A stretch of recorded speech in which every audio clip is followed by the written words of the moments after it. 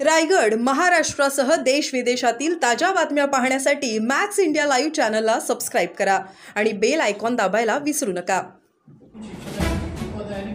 आदिवासी विभाग शासकीय आदिवासी आश्रम शाळेमध्ये 1791 जागेच्या बाबत बाह्यस्त्रोतच्या माध्यमातून आम्ही नोकर भरती करून विविध शाखेचे विविध विषयाचे शिक्षकाची भरती करून शैक्षणिक सत्र संपेपर्यंत त्या शिक्षकाच्या माध्यमातून गुणवत्ता आणि अध्ययन आणि अध्यापन कुठल्याही प्रकारची अडचण राहणार नाही असा संकल्प ठेवून येणाऱ्या काळामध्ये पेसा नोकर भरतीच्या अधीन राहून आम्ही हे या सत्रामध्ये शासकीय आदिवासी आश्रम शाळेमध्ये प्रवेशित विद्यार्थ्यांचं शैक्षणिक नुकसान होऊ नये म्हणून त्यांची गुणवत्ता ढासळू नये म्हणून अशा प्रकारचा निर्णय घेतला। 100% भरणार आहे। पेसा कायद्याची प्रभावी अंमलबजावणी झाल्यानंतर काही अडचणी आहेत त्या दूर झाल्यानंतर येणाऱ्या काळामध्ये सर्व पेसा अंतर्गत असलेले गावं तालुके आश्रमशाळा 100% नोकर भरती पूर्ण करून आम्ही पदं भरू एवढं निश्चित।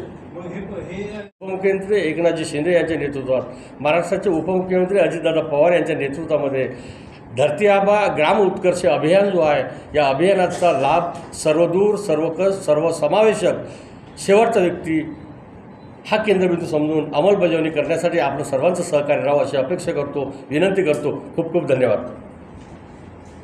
त्यांच्या प्रश्नांकडे दुर्लक्ष आदिवासी विभाग का बरं करत? शासन स्तरावर चौकशी सुरू आहे। शासन स्तर बिलकुल लक्ष केंद्रित करून आहे। मागण्या कधी पूर्ण होतील त्यांच्याकडे? ज्या मागण्यासाठी 14 लोकांनी जीव दिला होता, कारवाई सुरू आहे।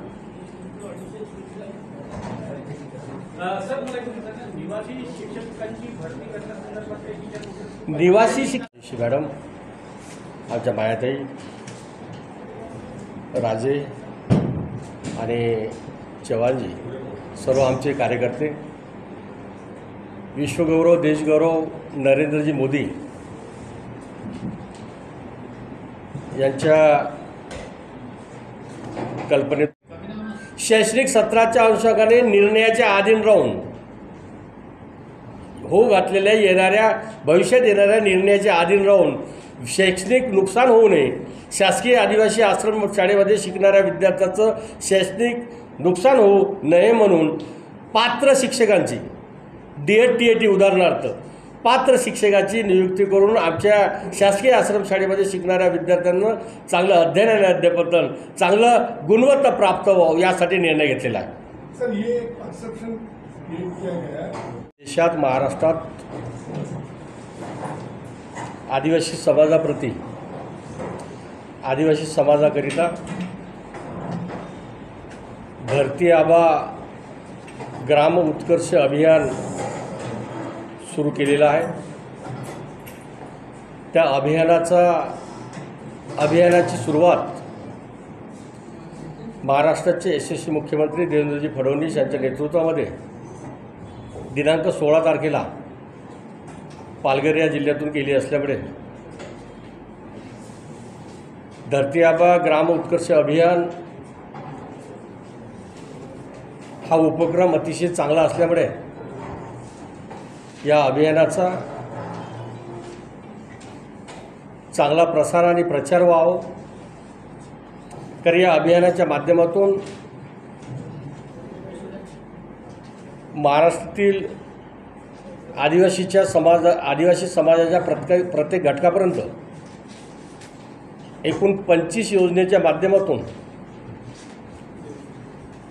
या 25 योजनेची प्रभावी अंमलबजावणी करण्याचे अधिकार यंत्रणा एकूण 17 विभाग आहेत।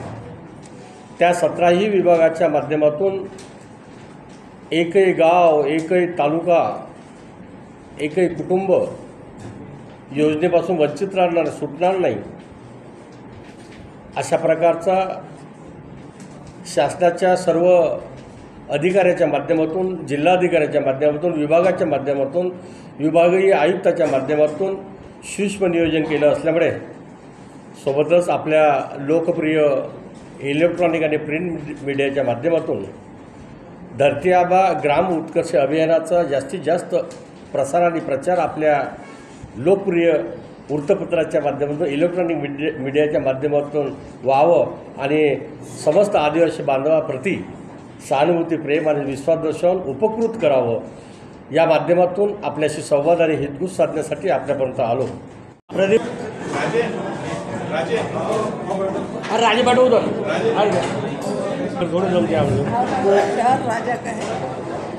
राजा का है शहर में हमारे राजा बोली वैसा